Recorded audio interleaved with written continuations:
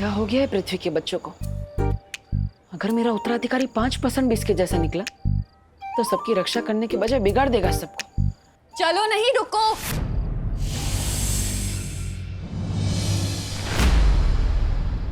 किधर चला गया था तू? मम्मी मैं वो गोपू के घर जा रहा था ग्रुप स्टडी के लिए। और आपको तो पता ही है ना, मैं पढ़ाई के अलावा मुझे कुछ सूझता ही कहाँ है। हाँ बोलो नहीं, सुनो। पढ़ाई के अलावा बाकी सब कुछ सूझता है तुझे। वो उत्तराधिकारी जब अकेला होगा उस पे तभी वार करना। तू गोपू के यहाँ इसलिए भाग रहा है ना, ताकि दादाजी ने जो सुंदरकांड का पाठ रखा है घर में, उसके लिए तुझे रात भर जागना ना पड़े। नहीं नहीं मम्मी, मैं तो बस बोलो नहीं, चलो घर चलो। पूजा पाठ के काम में जी नहीं चुराया करके।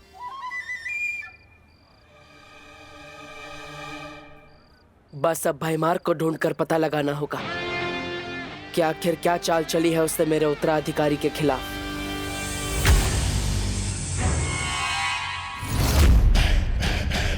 आज तक कोई ऐसी बेड़ियां नहीं बनी जो होने वाले काल लोक के भाई राजा को बंदी बना सके।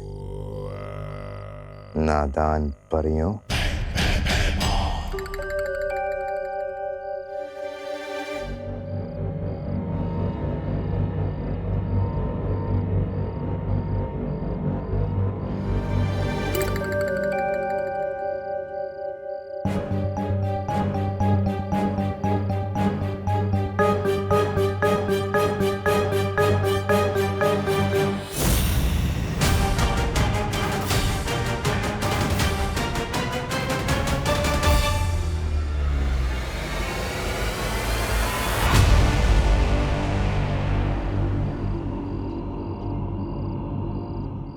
ध्वंसक, तुम जहां पर भी हो फौरन मेरे पास आओ।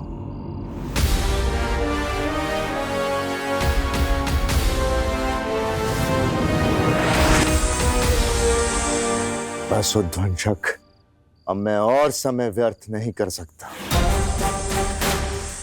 सही मौका खुद ब खुद चल के कभी सामने नहीं आता, सही मौके खुद ढूंढे जाते हैं। चलो मेरे साथ।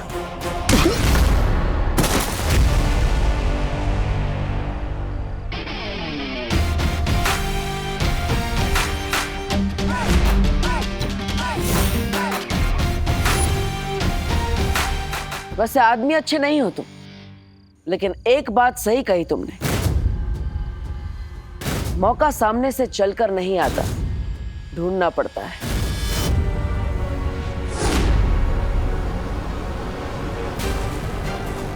जैसे हमने मौका दिया तुम्हें भागने का,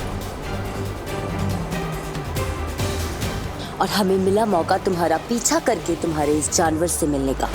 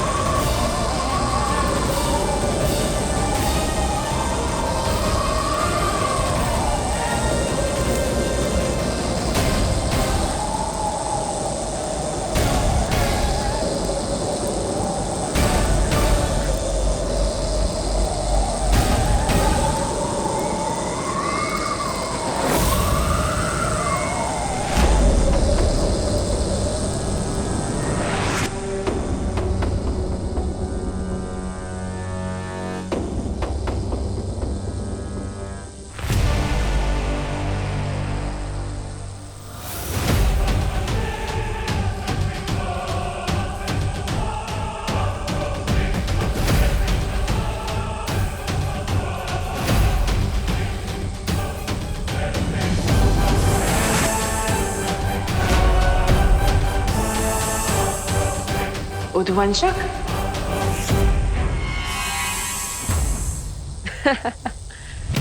काल लोक में क्या तुम कोई जू चलाते हो? हर बार एक नया जानवर लेके आ जाते हो।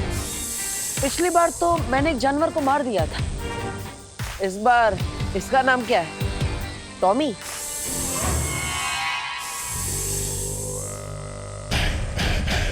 नादान है तू बालवीर, जो इसे मामूली सांप समझ रहा है। नाम जानना चाहता है इसका? उध्वंसक है ये, उध्वंसक। उध्वंसक?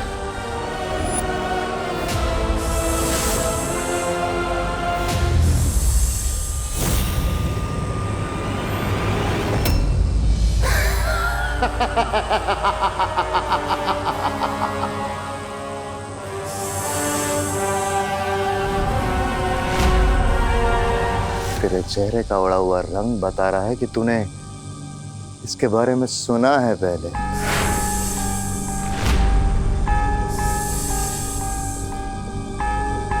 हाँ बालवीर, ये वही उध्वंसक है।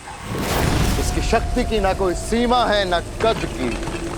ये वही असीम अपार उध्वंसक है जिसने कबाल पर्वत को भी कुछ ही पलों में मिट्टी कर दिया था।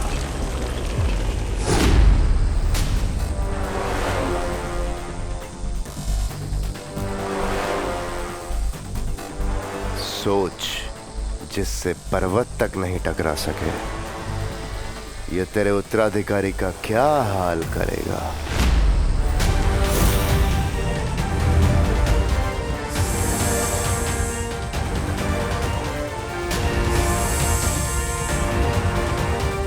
जा ध्वंसक और खत्म कर दे उस उत्तराधिकारी को।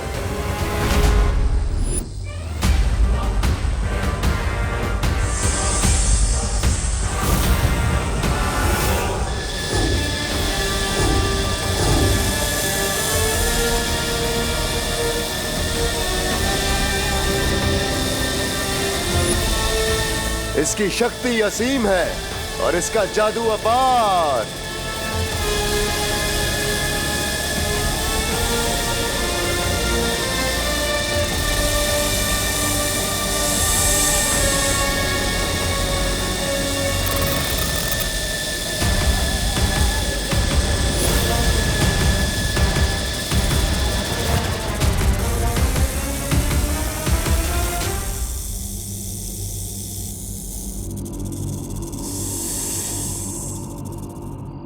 परियो, अपनी शक्तियों से उध्वंसक को ढूंढने की कोशिश करिए। जाइए जल्दी। लेकिन बालवीर, हम लोग अगर अलग अलग भागेंगे तो एक दूसरे के साथ संपर्क में कैसे रहेंगे? हाँ।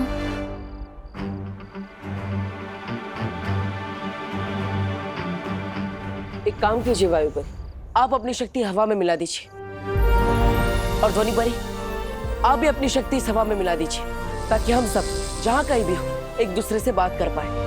ठीक है बाल।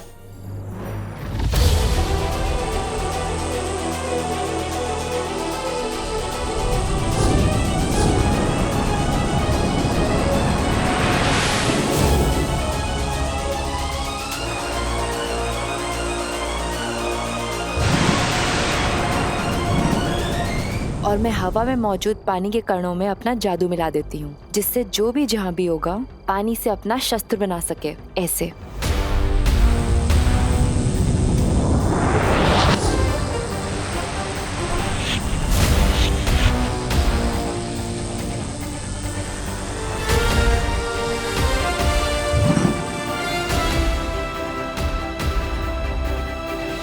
बालवीर, अगर किसी को भी अपना कद छोटा करना पड़े तो उसके लिए मैं भी अपनी शक्तियां हवा में मिला देती हूँ।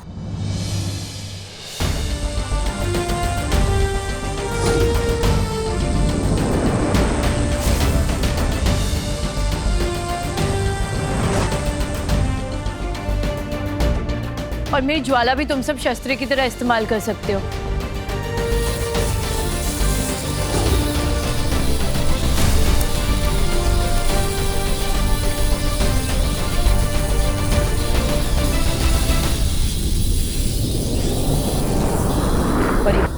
अब आप सब अपनी शक्तियां एक दूसरे के साथ मिला दीजिए।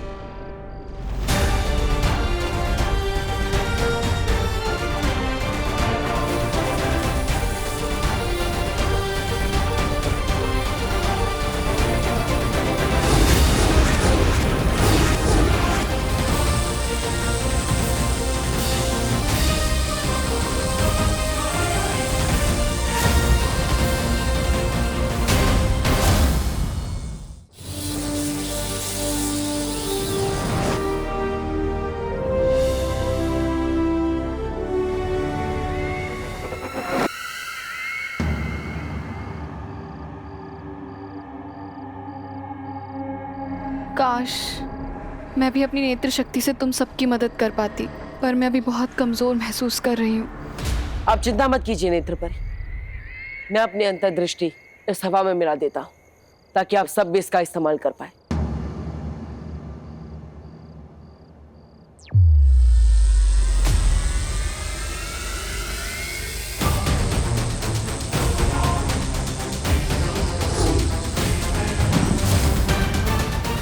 पर बालवीर, उसका क्या करें? इस भयमार को तो मैं देख लूंगा। आप सब तुरंत जाइए और उस उद्वंशक को ढूंढिए ताकि हम उसे बता सके कि अच्छाई की शक्ति किसी भी पहाड़ के सामने बहुत बड़ी होती है। जाइए। हाँ। ज्वालापरी, नेत्रपरी, आप भयमार को लेकर वीर लोग जाइए और उसे वहां कैद कर दीजिए ताकि यह उद्वंशक को कोई भी निर्देश ना दे सके। जाइए।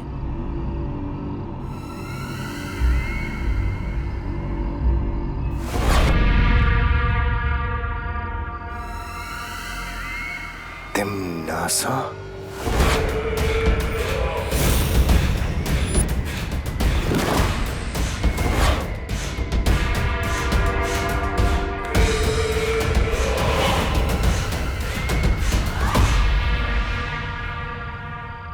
मुझे पता है तुम मेरा राज खोलकर काल लोक के साथ गद्दारी कभी नहीं करोगे। तुम्हें जो करना था तुमने कर लिया, अब जो करेगी वो काल लोक की बेरानी तिम्नासा करेगी।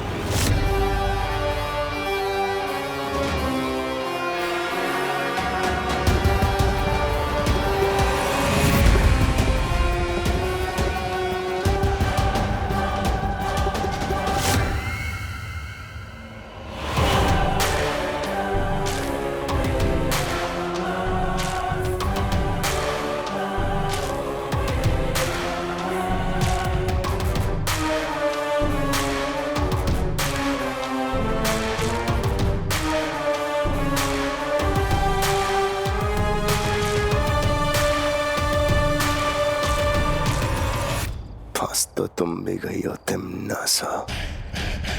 ये वीर लोक उस सफेद शेर की गुफा है। महक आ गई तो बचोगी नहीं।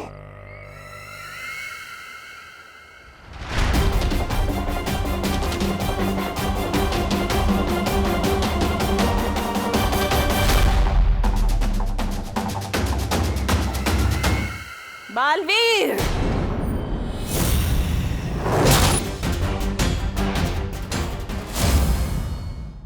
बालवीर,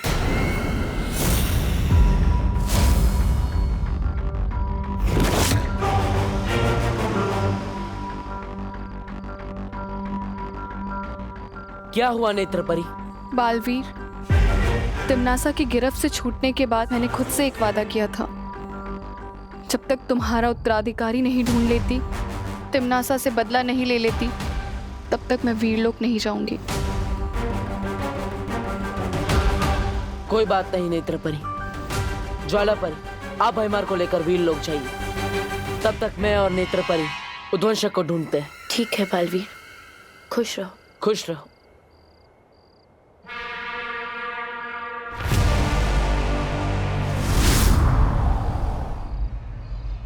नेत्रपरी, चलिए, हमें उद्वंशक को सुबह होने से पहले ढूंढना होगा। चलो।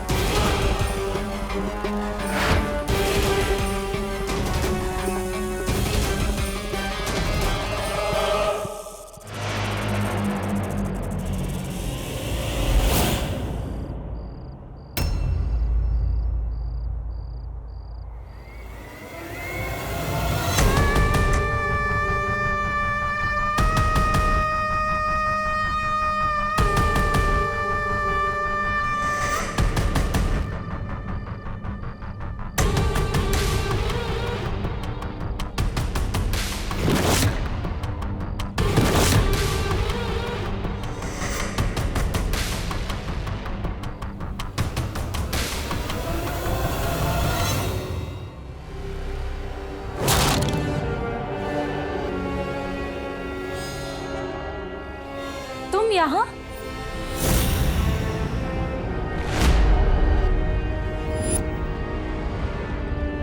उद्वंशक को ढूंढ रही थी। ये तो उद्वंशक के रेंगने के निशान है।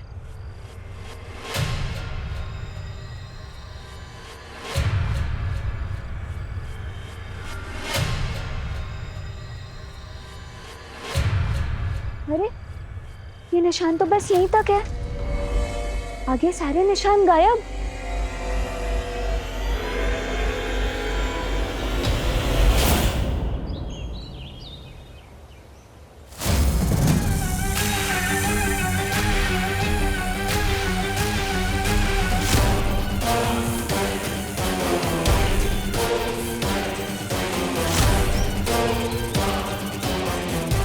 परियों, उस ओर देखते हैं।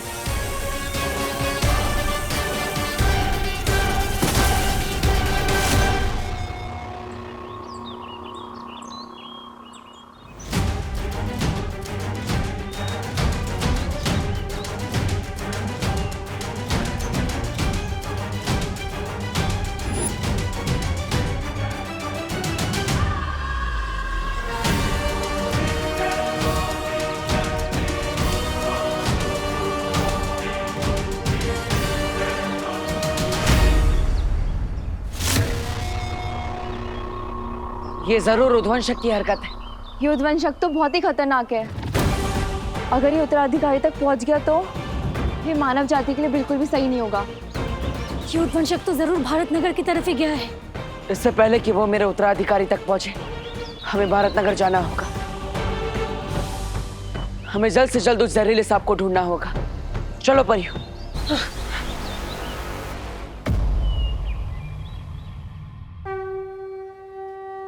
स्वागतम सुस्वागतम, आइए आइए भारत नगर के प्यारे साथियों। आज का गरबा एकदम धरती फाड़ हो, इसलिए हम जम के 2 घंटे प्रैक्टिस करेंगे। ठीक है? अब सब लोग जो मैं करता हूं वही कीजिए। 1 2 3।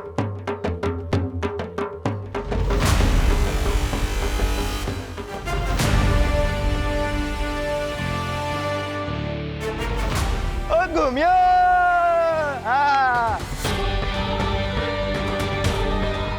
भारत नगर के सभी बच्चे यहीं आएंगे और उनमें से ही कोई मेरा उत्तराधिकारी होगा। तो उद्वंशक भी यही कहीं होगा। चारों तरफ फैल जाओ परियों। हाँ।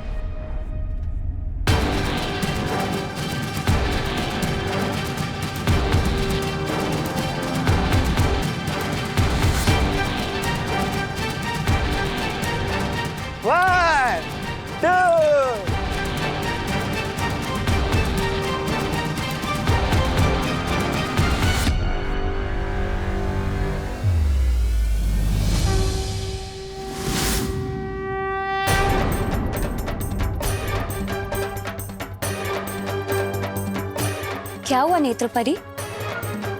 कुछ नहीं, तुम इस दिशा में जाके देखो, मैं उधर जाके देखती हूँ। ठीक है।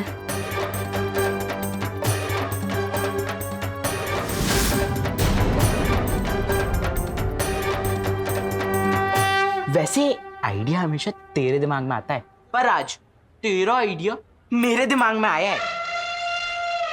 ये देख तुझ जैसी इंटेलिजेंट और स्मार्ट लड़की ये नकली सांप को असली सांप समझ बैठी, तो सोच वो विवान का क्या हाल होगा। वाह भैया, अब तो सुपर स्मार्ट होते जा रहे हो मेरी संगत में रहते रहते। Thank you. आज अगर मैंने विवान के तोते न उड़ा दिए ना, तो मेरा नाम भी चिंटू मिश्रा नहीं। चल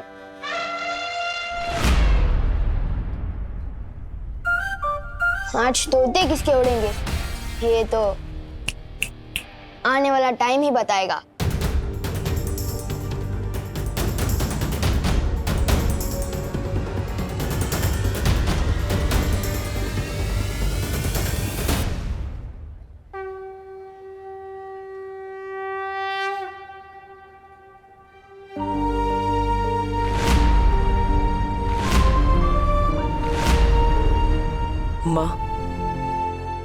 आज तक आपसे इस दुनिया में कुछ भी नहीं छिपा होगा। मुझे मेरा उत्तराधिकारी नहीं मिल रहा है, लेकिन वो आपसे नहीं छिपा होगा। माँ, आज मेरे उत्तराधिकारी की जान खतरे में है।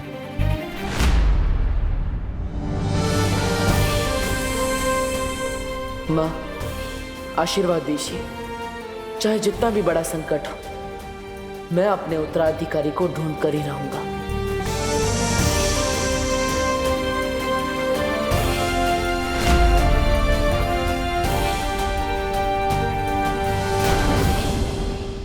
और भी दिलचस्प कहानी देखने के लिए हमारे चैनल को सब्सक्राइब करें और बेल आइकॉन दबाना न भूलें।